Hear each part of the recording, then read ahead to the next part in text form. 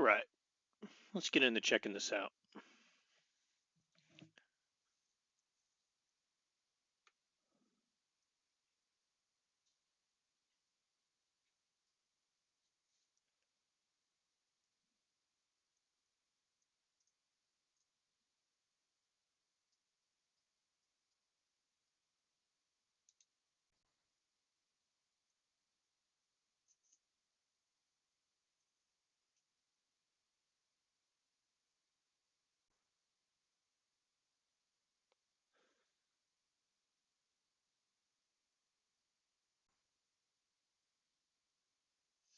All right, let's get into checking this out.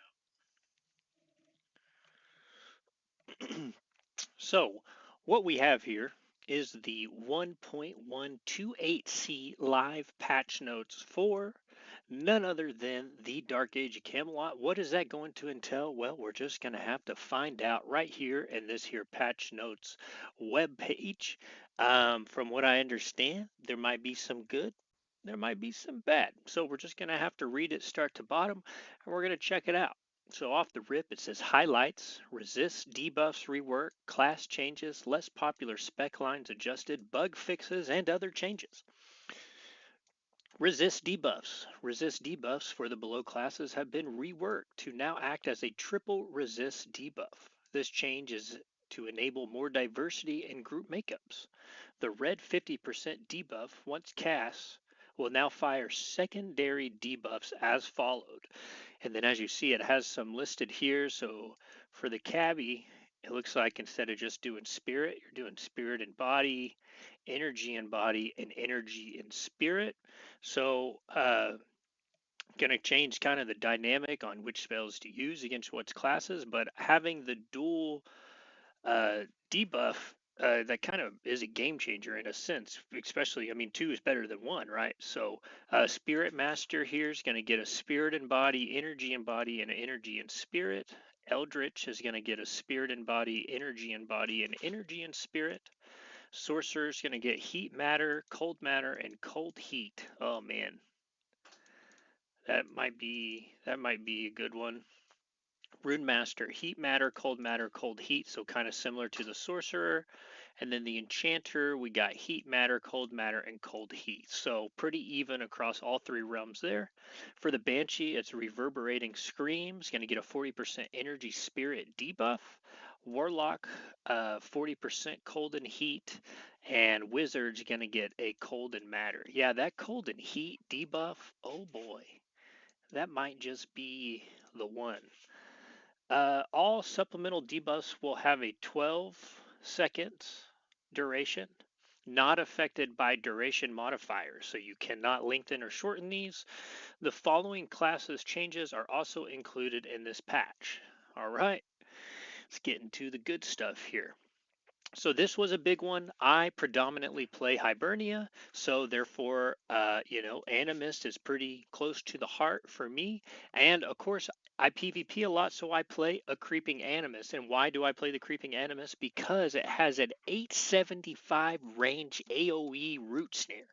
And I can literally be in the next state and casting that thing, and I'm still going to snare the whole pit. So as you see here, that has been nerfed down to 1500. Kind of sucks. Was it needed? Maybe so. Got the puppy over here going crazy. Gonna give her a couple pets. Oh yeah, at least the good pets. So that's kind of a big deal. I might have to respec my Annie back to Arb and just power cast those high damage bombs.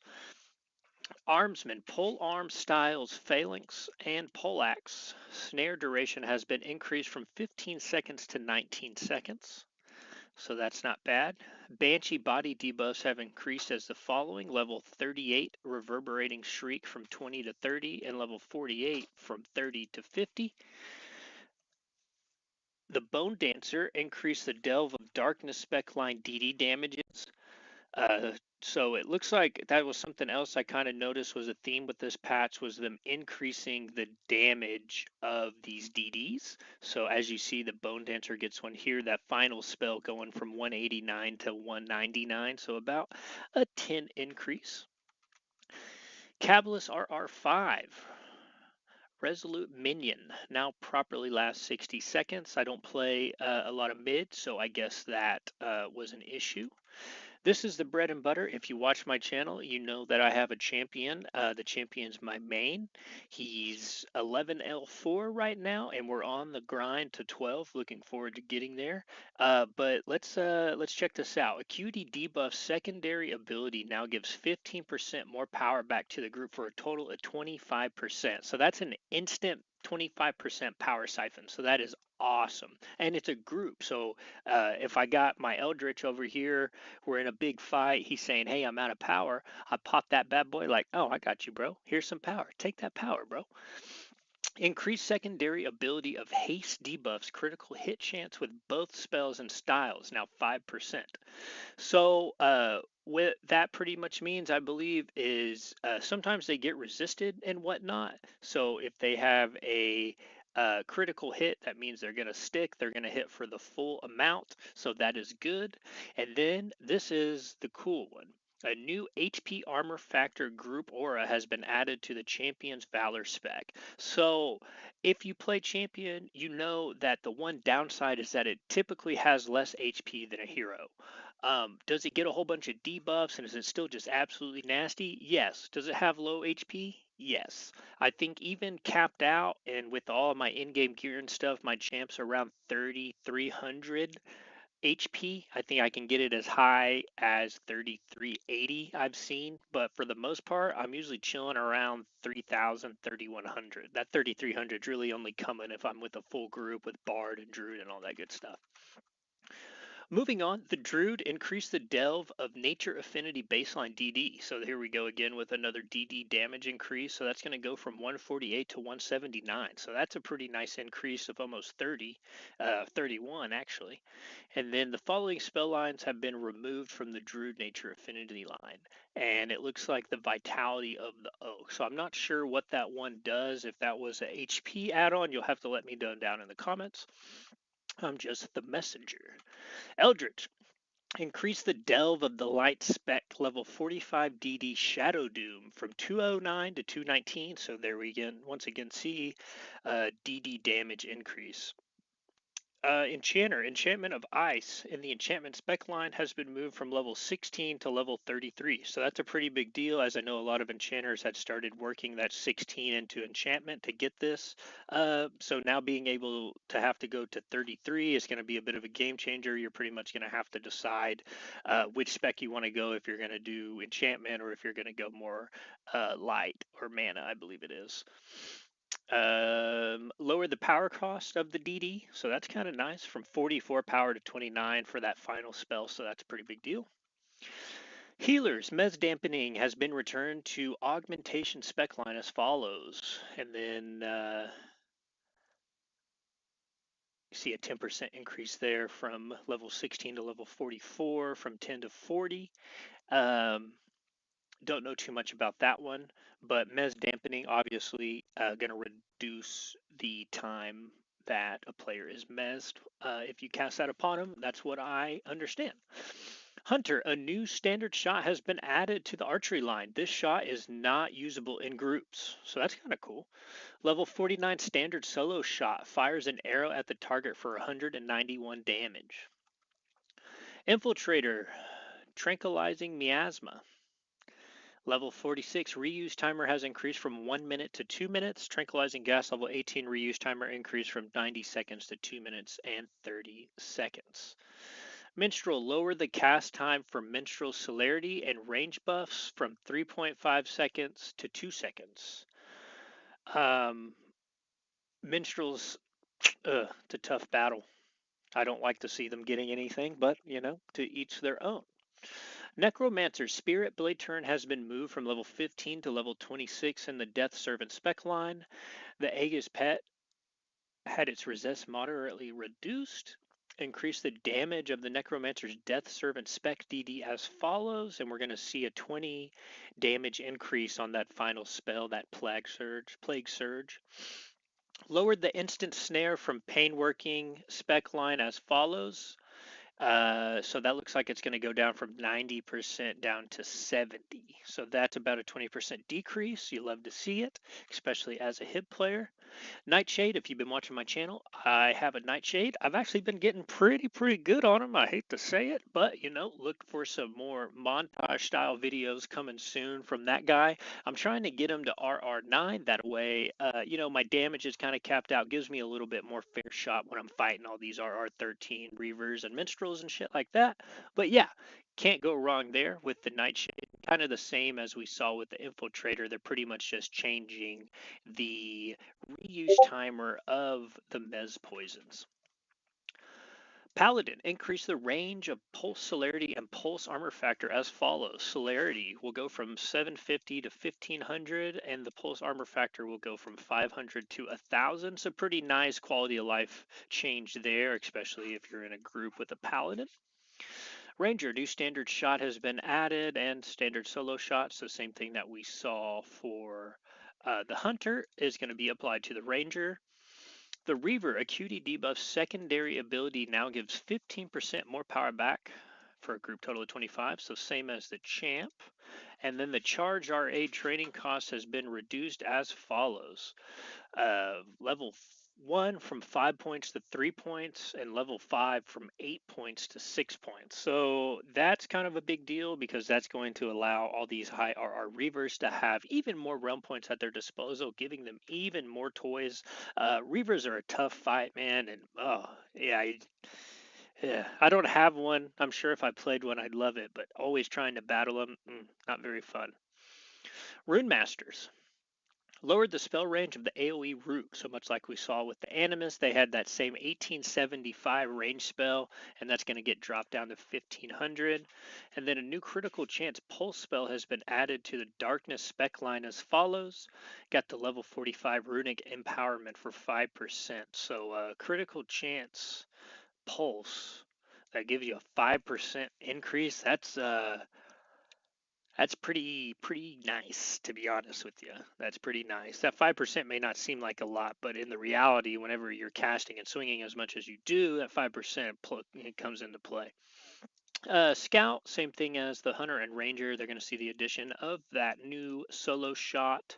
Going to be doing 191 damage, of course, with all your RAs and gear. That's going to be doing, I'm sure, substantially more damage. Shadow Blades, much like the Infiltrator and Nightshade, gonna see the reduction in their Mez poison.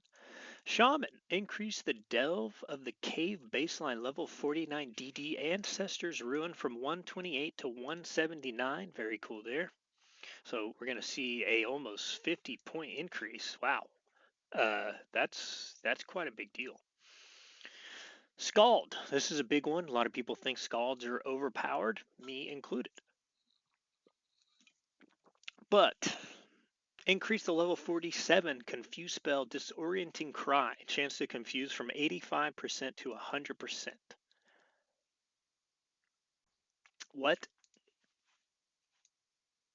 So I guess it hits perfectly every time. Okay. Scald's instant DD now gives 15% more power back, so they get that 25% instant power siphon that the champ got.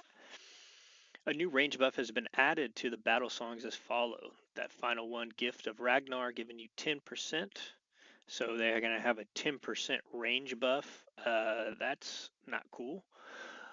Lowered the Scald Heal Song value. Okay, here we go. Now we're getting into the good stuff. Lowered the Scald Heal Song as follows. That final level going from 84 to 42. So that's quite a big difference. And they removed the HP and armor factor chant. So that's nice. That's actually a big deal. Skull's swordline styles have changed as follows. It looks like they get a 40% snare for 15 seconds, 21% attack reduction, another 40% snare, high damage. You get a 6-second stun at 39. You get a self crit, 44, and then at Ragnarok positional back, you get a minus 25 healing effectiveness debuff. And see, like I use the level 50 large weaponry style on my champ, but it just does damage. Like, how can I, like, that's, why are they getting damage adds onto their sword styles? Like, I don't really know. But, mid's always been kind of OP'd. We'd still kill them, though. Lowered the spell range of the AoE root, so the sorcerer is also getting its root reduced. Spirit Master, Spirit Warrior Shield Style Mangle has been removed. If that's the one that does the stun, that's a big deal. Because whenever I'm trying to kill Spirit Masters on my champ, oh man, that pet comes up and just slams you and you're locked out for 6 seconds. Meanwhile, the Spirit Master's using Mastery Concentration and life draining you and pops off like 7 spells in a half a second and you're dead. So if that's what that means, that's a pretty big deal. If you know, clarify down in the comments for me. And then the Spirit Warrior's determination has been reduced slightly. So I think determination is just the effect of other AoE and mez and root spells on you, I believe. So I guess they have a built-in one, or like, I don't know if that's, oh, the Spirit Warrior's determination. Okay, so the Spirit Warrior had its shield style mangle removed, and it also um, had some of its magic resistance lowered. So that's pretty nice. Let me let the dog out of the room really quick.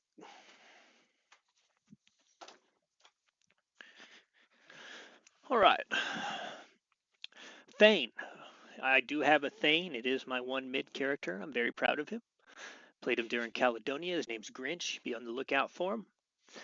Thor's Reach has been removed from Stormcalling. Trying to remember which one Thor's Reach is. I don't know if that is a self buff or if that was the one use lightning spell. I honestly haven't played him in so long I couldn't tell you. A new HP armor factor chant has been added to Stormcalling, and that's going to give you a 6% HP armor factor boost at the final level of level 45. The third, increased cast time of all wind magic spec line air pets from 3 seconds to 3.5 seconds. Yes, thank you, God. If you have played recently, you have seen people spamming the ever-loving hell out of those air pets, and boy, oh boy, does it get annoying because they sit there, they gridlock you, they stun you, they'll cast about 20 pets on you in 5 seconds, and then once you're locked out, they're going to hit you with the dot, they're going to hit you with the life drain, and that's you releasing back to Relic Town, I guess I should say, after that's said and done. Increased Earth Magic Spec Line DD, so they're going to see a 20-point increase on their level 49 DD. Veilwalker increased the back style Foxfire Snare effect duration from 12 seconds to 15 seconds, so that is pretty nice. 15-second snare off the back style. Valkyrie's going to get a charge realm ability training cost reduction, so if you're playing a Valkyrie, you're going to have some more RPs to expend. And then same thing for the vampire. And that looks to be it for the class changes. Let's check out what else is on here. We're almost to the bottom. Bug fixes. Mez poisons now show the correct reuse timers and tooltips. Cloak of the Loyal Mauler now correctly procs Earth Strike at 35%. I don't play a Mauler, so I wasn't aware that there is a bug with the class Cloak. And then the Enchanter's Freezing Enchantment Vest proc no longer reduces the Enchanter's damage. Yeah, that sounds like it would be an issue. And then right here it says Force Respec. So if you play any of the following classes, you're going to have to go respec your character, which can be a hassle. I actually saved all my hotkeys yesterday after I received a tip from a buddy that there was a potential that all of your hotbars and presettings would be wiped. So I saved mine to a nice file. But those force respecs are going to be coming for the Albion players of the Armsman, the Kabbalist, Minstrel, Necromancer, Paladin, Reaver, Scout, Sorcerer, Thurgis, and Wizard. For the Hibernia players, it'll be the Animus, Banshee, Champion, Druid, Eldritch, Enchanter, Ranger, and the Veilwalker. And for the Midgard players, it's going to be the Bone Dancer, the Healer, the Hunter, the Rune Master, Skald, Spirit Master, Thane, and the Warlock. The following classes have been given a forced realm respec, and that is going to be the Reaver, the Vampire, and the Valkyrie, all of which had that charge RP cost reduced. So boys and girls enjoy that free realm respec. That's nice. Item changes. Ghostly Hammer Celerity proc will now coexist with Celerity Potions. Ghostly Hammer's weapon speed has been updated to 4.5. Anvil of Ice weapon speed has been updated to 4.5. And Anvil of Ice is no longer class restricted. So that means all classes will get to use that bad boy now. And then finally, other changes. Doppelgangers should no longer drop invader seals. Current seals will once again automatically remove from the inventory upon zoning or relogging. So if you've been playing recently, you might have noticed that you were gaining invader seals in your inventory, which I think at one point in time were used to accumulate and get like an end goal, but that has since been phased out. It's not a thing anymore. So I think they don't know how to take out the invader seals being given to you. So instead, they've just changed it to where they automatically remove from your inventory after you log or zone. The currency exchange merchant in each capital city now have a fifth store page where you can purchase the platinum ingot item for 100 plat. This item is tradable, vaultable, and can be sold to any vendor for 100 plat. So that's actually a pretty big deal. If you're aware with the in-game currency, typically if you wanted to store some money, the amount of money that you can have on a character is 199 plat. But people found out that you could buy mansion deeds from housing for 25 plat, and you could store the housing deeds on a character or on a few characters to keep your money. That way you can keep making new money if so you're not capped out. But now it looks like this just got even easier because instead of having to take up 4 spots for 100 plat, you just need 1 spot for 100 plat. Go grab that platinum ingot for 100 and you're on your way. So some good, maybe some bad. I guess we'll have to see how it unfolds. Servers are still down at the moment. We're waiting